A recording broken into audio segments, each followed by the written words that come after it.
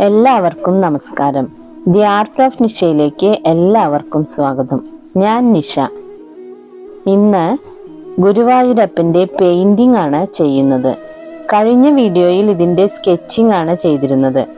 ആ വീഡിയോ കാണാത്തവരുണ്ടെങ്കിൽ തീർച്ചയായും കാണണം. കാണാത്തവർക്കായി വീഡിയോയുടെ ലിങ്ക് മുകളിലെ ഐ ബട്ടണിൽ കൊടുത്തിട്ടുണ്ട്.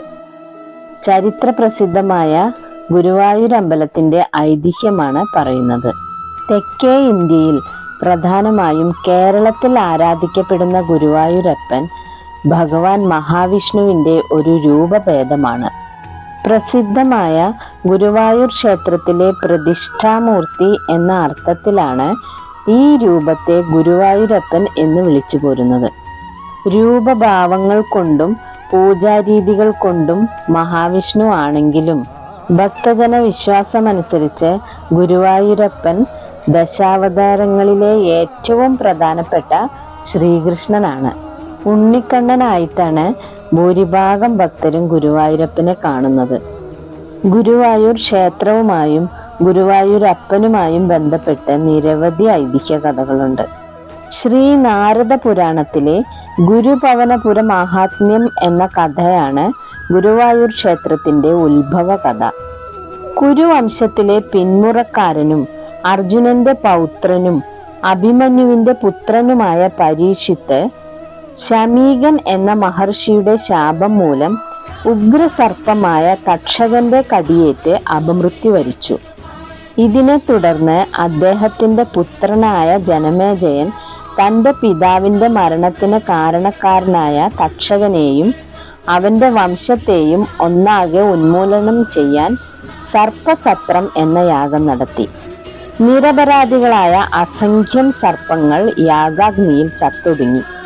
എന്നാൽ അമൃത് കുടിച്ചവനായതിനാൽ തക്ഷകൻ മാത്രം ചത്തില്ല. ഇതേ തുടർന്ന് ജനമേജയനെ ഉഗ്രമായ സർപ്പശാപം പിടികൂടുകയും അദ്ദേഹം കുഷ്ഠരോഗബാധിതനാവുകയും ചെയ്തു. രോഗമുക്തിക്കായി ഒരുപാട് വഴിപാടുകൾ അദ്ദേഹം ചെയ്തുവെങ്കിലും ഒന്നും ഫലം കണ്ടില്ല.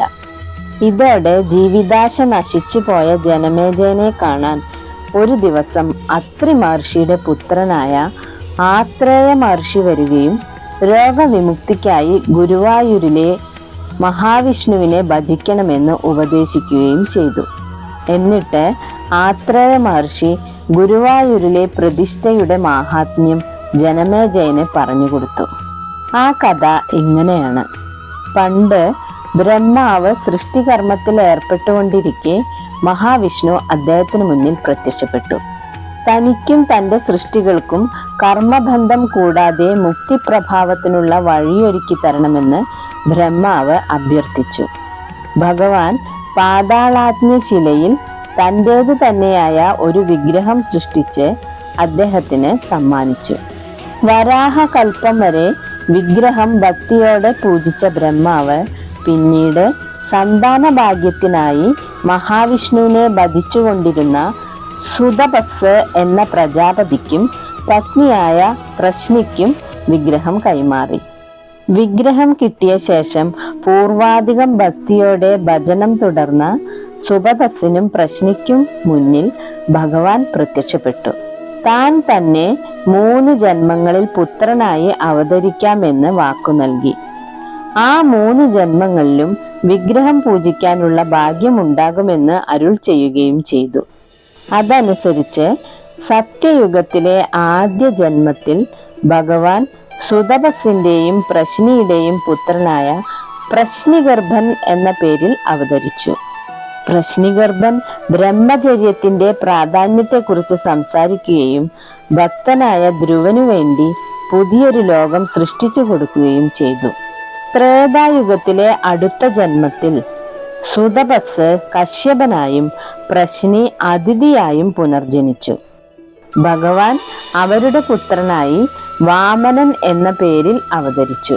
പിന്നീട് ദ്വാപരയുഗത്തിലെ അവസാന ജന്മത്തിൽ സുതപസ് വസുദേവരായും പ്രശ്നി ദേവകിയായും പുനർജനിച്ചപ്പോൾ ഭഗവാൻ വീണ്ടും അവരുടെ 8ാമത്തെ പുത്രനായ കൃഷ്ണൻ എന്ന പേരിൽ അവതരിച്ചു. ഈ 3 ജന്മങ്ങളിലും അവർക്ക് വിഷ്ണു ഭഗവാനാൽ നിർമ്മിതമായ ഭഗവത് വിഗ്രഹം പൂജിക്കാനുള്ള മഹാഭാഗ്യം കൂടി ലഭിച്ചു. മാതാപിതാക്കൾ നിത്യപൂജ നടത്തി വന്നിരുന്ന ഈ വിഗ്രഹം അവരുടെ കാലശേഷം ശ്രീകൃഷ്ണ ഭഗവാന്റെ കയ്യിൽ തന്നെ എത്തി. ദ്വാരകയിലേക്ക് വിഗ്രഹം കൊണ്ടുപോയ ഭഗവാൻ അവിടെ ഒരു ക്ഷേത്രം പണിയുകയും വിഗ്രഹം അവിടെ പ്രതിഷ്ഠിക്കുകയും ചെയ്തു. ഭഗവാൻ എന്നും രാവിലെ പത്നിമാരായ രുക്മിണിയെയും സത്യഭാമയെയും കൂട്ടി ക്ഷേത്രത്തിലെത്തി പൂജ നടത്തുമായിരുന്നു. ഒടുവിൽ ദ്വാപരയുഗത്തിന്റെ അവസാനം ഭഗവാൻ തൻ്റെ യഥാർത്ഥ വാസസ്ഥാനമായ വൈകുണ്ഠത്തിലേക്ക് മടങ്ങാനുള്ള സമയമായപ്പോൾ തൻ്റെ സുഹൃത്തും ശിഷ്യനും ഭക്തനുമായ ഉദ്ധവരെ വിളിച്ചു വരുത്തി അദ്ദേഹത്തോട് ഇപ്രകാരം പറഞ്ഞു: ഇന്നേക്ക് 7-ാം നാൾ ദ്വാരക സമുദ്രത്തിനടിയിലാകും. ഞാൻ ഉപേക്ഷിച്ച ദ്വാരക സമുദ്രത്തിൽ പൂർണ്ണമായും നശിക്കും. എന്നാൽ 3 ജന്മങ്ങളിലായി ഞാനും എൻ്റെ മാതാപിതാക്കളും പൂജിച്ച ഈ ദിവ്യമായ വിഗ്രഹം മാത്രം മഹാപ്രളയത്തെ അതിജീവിച്ച് സമുദ്രത്തിൽ ഒഴുകി നടക്കും. താങ്കൾ അത് ഗുരുവായ ബൃഹസ്പതിക്ക് സമ്മാനിക്കുക. തുടർന്ന് ശിഷ്ടകാലം തപസ്സനുഷ്ഠിക്കാൻ ബദരീകാശ്രമത്തിലേക്ക് പോവുക. അധർമ്മം നിറയുന്ന കലിയുഗത്തിൽ ഭക്തജനങ്ങളെ രക്ഷിക്കാൻ ഞാൻ ആ വിഗ്രഹത്തിൽ കുടികൊള്ളും. ഭഗവാൻ പറഞ്ഞതുപോലെ അന്നേക്ക് 7-ാം നാൾ ദ്വാരകയിൽ വലിയൊരു സമുദ്രപ്രളയമുണ്ടായി. ദേവശില്പിയായ വിശ്വകർമാവ് നിർമ്മിച്ചതും മനോഹരങ്ങളായ കൊട്ടാരങ്ങളോടും പൂന്തോട്ടങ്ങളോടും കൂടിയതുമായിരുന്ന ദ്വാരക പൂർണ്ണമായും നശിച്ചു. ഉദ്ധവർ ഇതിനോടകം തപസ്സിനായി ബദരീകാശ്രമത്തിലേക്ക് പോയി കഴിഞ്ഞിരുന്നു. പോകും മുമ്പ് അദ്ദേഹം ഗുരുവായ ബൃഹസ്പതിയെ വിളിക്കുകയും വിഗ്രഹത്തെ പറ്റി ബോധിപ്പിക്കുകയും ചെയ്തു. ബൃഹസ്പതി ദ്വാരകയിലെത്തുമ്പോഴേക്കും ദ്വാരക വെള്ളത്തിനടിയിലായിരുന്നു. തൊട്ടു പിന്നാലെ അദ്ദേഹം ആ കാഴ്ച കണ്ടു. 3 ജന്മങ്ങളിൽ ഭഗവാനും മാതാപിതാക്കളും പൂജിച്ച പരമപവിത്രമായ വിഷ്ണു വിഗ്രഹം മഹാപ്രളയത്തെ അതിജീവിച്ച് വെള്ളത്തിൽ ഒഴുകി നടക്കുന്നു. പക്ഷേ മഹാപ്രളയം കാരണം അദ്ദേഹത്തിന് അതിനടുത്തേക്ക് പോകാൻ സാധിച്ചില്ല. ബൃഹസ്പതി തൻ്റെ ശിഷ്യനായ വായുദേവനെ വിളിച്ചു വരുത്തുകയും വായുദേവൻ സമുദ്രദേവനായ വരുണന്റെ സഹായത്തോടെ തിരമാലകളുടെ ദിശ മാറ്റി വിഗ്രഹം തൻ്റെ ഗുരുവിന്റെ അടുത്തെത്തിക്കുകയും ചെയ്തു. തുടർന്ന് വിഗ്രഹവുമായി പുറപ്പെടാൻ ബൃഹസ്പതിയും വായുദേവനും നോക്കുമ്പോഴാണ് അടുത്ത പ്രശ്നം: എവിടെ പ്രതിഷ്ഠിക്കണം? ആ സമയത്ത് വിഗ്രഹം ഭാർഗവ ക്ഷേത്രത്തിൽ പ്രതിഷ്ഠിക്കണമെന്ന അശരീരി ഉണ്ടായി. അതനുസരിച്ച് ബൃഹസ്പതിയും വായുദേവനും ആകാശമാർഗം ഭാർഗവ ക്ഷേത്രത്തിലേക്ക് പുറപ്പെട്ടു. പോകുന്ന വഴിയിൽ അവർ ഭാർഗവ ക്ഷേത്രത്തിന്റെ പടിഞ്ഞാറു ഭാഗത്ത് കടലിനടുത്തായി അതിവിശാലമായ ഒരു തടാകം കണ്ടു. സ്വച്ഛ സുന്ദരമായ ജലത്തോടു കൂടിയ ആ തടാകത്തിൽ ആയിരക്കണക്കിന് താമരപ്പൂക്കൾ വിരിഞ്ഞു നിൽക്കുന്നുണ്ടായിരുന്നു. പക്ഷികൾ കളകൂജനം പൊഴിച്ചുകൊണ്ടിരുന്നു. മൃഗങ്ങൾ അങ്ങിങ്ങായി സ്വൈരവിഹാരം നടത്തി. ആ പ്രദേശത്തിന് ആകെ ഒരു ദിവ്യത്വമുണ്ടെന്ന് ബൃഹസ്പതിക്കും വായുദേവനും തോന്നി. അപ്പോഴാണ് അവരൊരു കാഴ്ച കണ്ടത്. ലോകമാതാപിതാക്കളായ ശിവഭഗവാനും പാർവതീദേവിയും ആനന്ദ താണ്ഡവമാടുന്നു. ഈ കാഴ്ച കണ്ട ബൃഹസ്പതിയും വായുദേവനും താഴെ ഇറങ്ങി ശിവപാർവതിമാരെ വന്ദിച്ചു. അപ്രതീക്ഷിതമായി അവിടെ ശിവനെ കണ്ടതിന്റെ കാരണം അന്വേഷിച്ച ഗുരുദേവനോട് താൻ അദ്ദേഹത്തിന്റെ വരവ് പ്രതീക്ഷിച്ചിരിക്കുകയായിരുന്നെന്നാണ് ശിവൻ മറുപടി പറഞ്ഞത്. തുടർന്ന് പ്രതിഷ്ഠയ്ക്ക് തിരഞ്ഞെടുത്ത സ്ഥലത്തിന്റെ മാഹാത്മ്യവും അദ്ദേഹം ബൃഹസ്പതിക്ക് വിവരിച്ചു കൊടുത്തു. ബൃഹസ്പതി, വിഷ്ണു ഭഗവാന്റെ ഈ ദിവ്യ വിഗ്രഹം പ്രതിഷ്ഠിക്കുന്നതിന് ഇതിലും ഉചിതമായ സ്ഥലം വേറെയില്ല. പണ്ട് ഇവിടെ വച്ചാണ് പ്രജേതസ്സുകൾ എന്നറിയപ്പെടുന്ന യോഗിവര്യന്മാർ പ്രജാപതി സ്ഥാനം നേടുന്നതിനായി കഠിന തപസ് അനുഷ്ഠിച്ചത്. അവർക്ക് മുന്നിൽ പ്രത്യക്ഷപ്പെട്ട ഞാൻ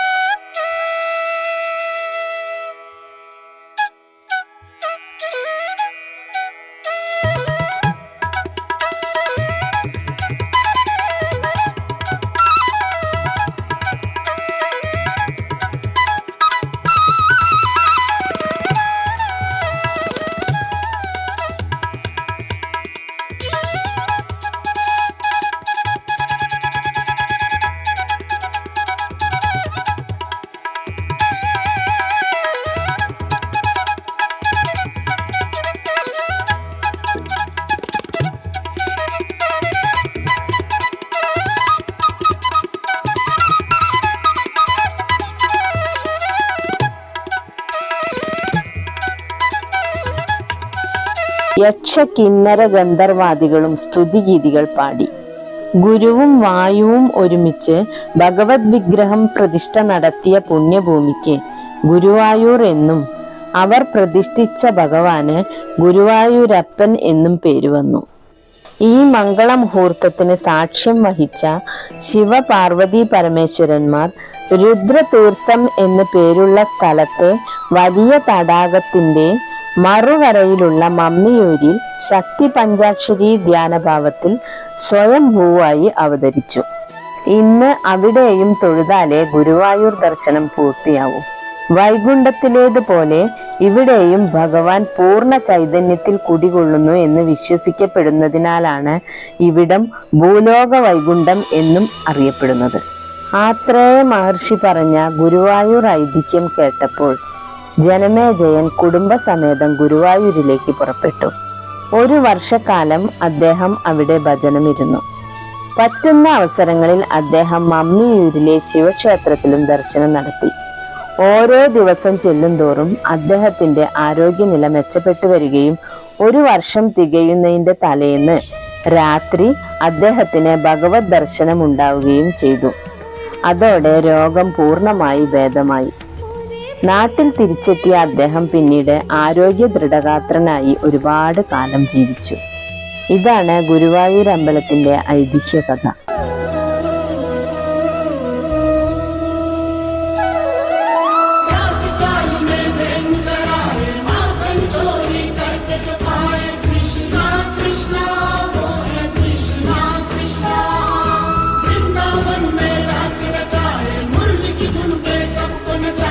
ഇന്നത്തെ വീഡിയോ ഇവിടെ പൂർണ്ണമാവുകയാണ്. ഈ വീഡിയോ നിങ്ങൾക്ക് എല്ലാവർക്കും ഇഷ്ടമായി കാണുമെന്ന് വിശ്വസിക്കുന്നു. സബ്സ്ക്രൈബ് ചെയ്യാത്തവർ ആരെങ്കിലും ഉണ്ടെങ്കിൽ സബ്സ്ക്രൈബ് ചെയ്യണം. ചിത്രങ്ങളെയും ചിത്രകലയെയും ഇഷ്ടപ്പെടുന്ന നിങ്ങളുടെ പ്രിയപ്പെട്ടവർക്ക് ഈ വീഡിയോ ഷെയർ ചെയ്യണം. കൂടാതെ നിങ്ങളുടെ വിലയേറിയ അഭിപ്രായങ്ങൾ കമന്റ് ബോക്സിൽ രേഖപ്പെടുത്തുകയും വേണം. അടുത്ത പുതിയ ഒരു വീഡിയോയിൽ കാണുന്നത് വരെ എല്ലാവർക്കും നന്ദി, നമസ്കാരം. Thank you.